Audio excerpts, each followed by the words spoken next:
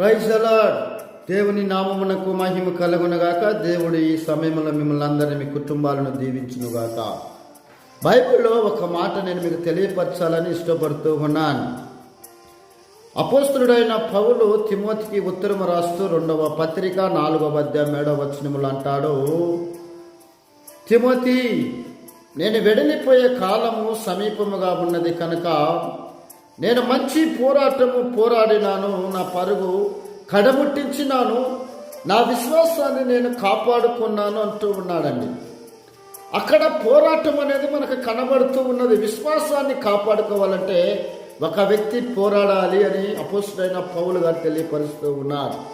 భక్తి జీవితం కాపాడుకోవాలంటే, నీ ప్రార్థన జీవితాన్ని నువ్వు కాపాడుకోవాలంటే, నీ విశ్వాసం కాపాడబడాలంటే నువ్వు తప్పనిసరిగా పోరాడాల్సిందే.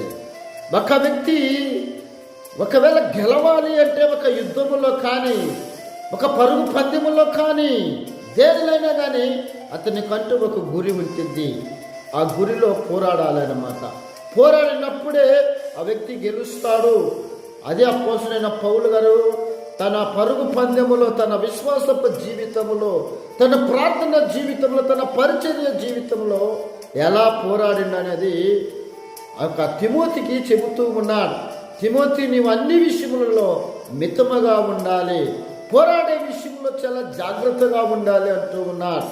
మనం ఎప్పుడైతే ఆసక్తితో పోరాడతామో మన జీవితంలో మన విజయాన్ని సాధిస్తాం, మన విశ్వాసాన్ని మనం కాపాడుకుంటాం, మనం ఒక బహుమానాన్ని పొందుకుంటాం. ఆ బహుమానం అపోస్తలుడైన పౌలు గారికి, ఆయన గురి కలిగిన వ్యక్తి అయినండి. అదేవిధంగా నేను ఒక క్రైస్తవుడిగా గురి కలిగిన వ్యక్తులుగా మనం ఉండాలి.